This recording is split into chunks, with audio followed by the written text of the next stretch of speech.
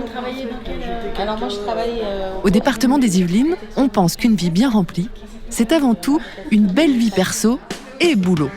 On a réuni, le temps d'une journée, plusieurs professionnels du département qui mettent leurs convictions et leurs qualités naturelles au service de leur métier, ou inversement. Vous écoutez Un job mais pas que, le podcast qui raconte comment des personnes comme vous et moi articulent leur vie autour de ce qui compte vraiment pour elles.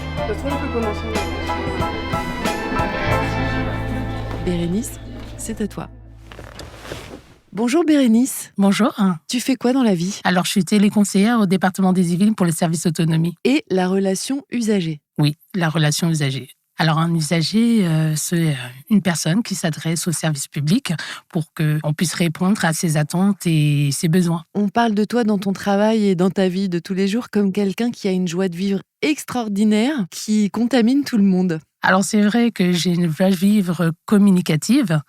Je vais faire en sorte de venir travailler toujours dans la bonne humeur, puisque c'est toujours agréable pour les usagers d'avoir quelqu'un qui leur répond avec un ton agréable, enjoué, pour qu'ils puissent avoir les réponses à leurs problématiques. Alors concrètement, qu'est-ce que tu peux avoir comme genre de questions tous les jours ? Je travaille au service autonomie, donc on gère essentiellement les dossiers MDPH et les dossiers d'aide sociale pour les personnes âgées. Donc les questions, où en est mon dossier, j'ai déposé le dossier, il manque des pièces, comment je dois l'envoyer, j'ai ma mère qui est à domicile, elle est en perte d'autonomie, comment je fais pour avoir des aides, pour la maintenir à domicile, je cherche un EHPAD, est-ce que vous pouvez m'orienter vers un organisme, vers un pôle proche de chez moi pour qu'il puisse m'aider à chercher un établissement, etc. En dehors du travail, qui es-tu ? Alors, en dehors du travail, je suis une maman, je suis une femme et je passe mon temps à m'occuper essentiellement de mon fils qui est en situation de handicap lui-même, qui a des troubles de l'autisme et des troubles de l'hyperactivité. Et donc, ça me prend énormément de temps. Je connais mon sujet puisque avant d'entrer dans le service autonomie, mon fils avait déjà été diagnostiqué. Ça fait quand même 4 ans que je suis au département. Et avant d'être à l'autonomie, j'étais à la PMI. Donc l'enfance, le handicap, ça m'y connaît. Alors la PMI, c'est la protection maternelle et infantile.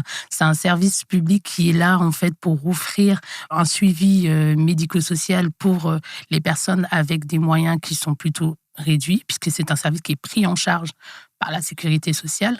Et donc, on a des pédiatres, des puéricultrices, des infirmières, des sages-femmes qui sont là, en fait, pour recevoir les personnes. Donc, ils donnent les vaccins obligatoires. La sage-femme est là aussi pour le suivi de grossesse. Et tout ça est pris en charge par la sécurité sociale. Donc, la personne n'a pas avancé de frais. Et ça permet vraiment d'avoir le suivi du bébé de sa naissance jusqu'aux 6 ans, puisque la PMI s'arrête aux 6 ans. Les personnes auxquelles je me suis adressée pour mon fils, c'était plus compliqué que l'organisation qu'il y a dans les Yvelines. C'est-à-dire que mon fils, il a été diagnostiqué assez tard pour un autiste. Il a été diagnostiqué en maternelle, 2e année maternelle. Ça a été un combat, ça a été laborieux. J'ai dû déposer 2 fois un dossier qui, la première fois, a été refusé pour manque de pièces, mais j'ai jamais reçu le courrier. C'est quand même laborieux, le handicap. C'est un parcours que j'ai eu moi-même et quand effectivement j'ai des mamans, des parents, de la famille qui rencontrent des difficultés, je pense être plus à même à comprendre, même si quelqu'un qui n'a pas eu ce parcours-là peut aussi comprendre, puisqu'on est quand même un service social et je pense que mes collègues ont cette fibre-là. Mais c'est vrai qu'ayant expérimenté ce parcours-là, j'ai quand même de l'empathie pour les personnes avec qui j'ai des échanges téléphoniques. Avant que le handicap fasse partie de ma vie, c'était quand même quelque chose qui était assez éloigné. Même si j'avais déjà travaillé dans le privé avec les personnes en situation de handicap, puisqu'avant d'être au département, j'ai été donc dans une entreprise filiale de la SNCF qui s'occupait du transport de voyageurs à mobilité réduite. Donc, c'était déjà quelque chose que j'avais expérimenté pendant 2 ans avant d'entrer au département. Ça restait quand même éloigné puisque j'avais les personnes, certes, au téléphone, mais je n'étais pas confrontée au handicap moi-même. Donc, c'était quelque chose que je connaissais, mais qui était loin de moi quand même. Alors, pour moi, la plus grande force que je ressors de mon histoire personnelle, c'est quand même que Ça me permet d'avoir de la distance et d'être un peu plus empathique avec les personnes que je reçois au téléphone. Et ça me permet aussi, quand les personnes montent dans les tours, quand les personnes sont énervées, quand ils n'ont pas ce qu'ils veulent, quand ils sont en attente, d'avoir cette distance-là, de ne pas rentrer en conflit avec les personnes, de les laisser s'exprimer et de recevoir en fait leur colère, parce que ce n'est pas contre moi, c'est contre un délai, c'est contre une institution, et ensuite de pouvoir reprendre les choses en main pour pouvoir les aider au mieux. Dans les situations délicates, la gestion des conflits fait partie, en fait, intégrante de ce métier. Personnellement, moi, je suis formée, je suis diplômée dans un cursus professionnel sur la relation à distance. Donc, c'est quelque chose que j'avais déjà abordé auparavant. La relation à distance, c'est vraiment différent parce que la personne, quand on la voit, on a plus de facilité à pouvoir appréhender l'état d'esprit dans lequel elle est. Au téléphone, il faut quand même plus interroger pour pouvoir arriver en fait à comprendre dans quel état est la personne.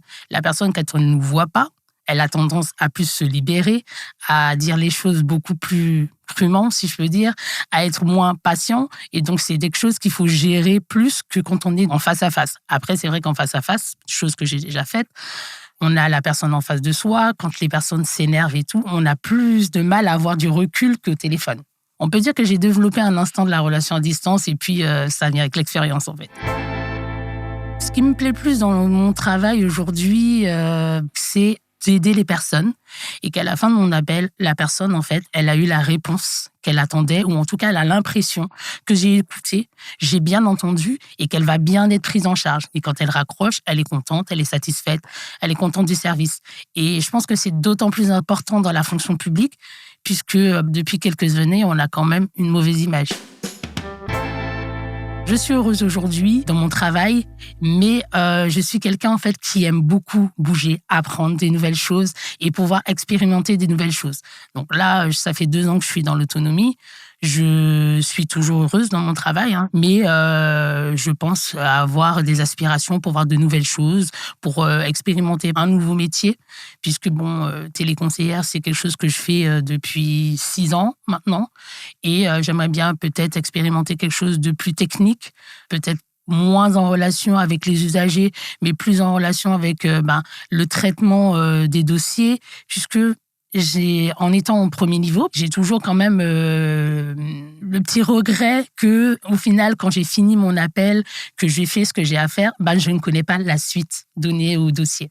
J'espère bien donner une suite à ma carrière au département, mais pour avoir en fait ce côté-là, aller dans un traitement de dossier du début, c'est-à-dire du dépôt, de l'entretien avec la personne jusqu'à la finalité de la demande. Avant de se quitter, Bérénice, est-ce que tu peux me dire si tu ne pouvais plus utiliser qu'un seul emoji, lequel ce serait ? Clin d'œil, obligé.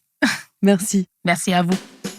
Voilà, c'est fini. Un job, mais pas que, continue dans le prochain épisode. Nous partirons à la rencontre de Muriel, directrice de projet montage financier et, dans sa vie perso, engagée en tant que conseillère municipale.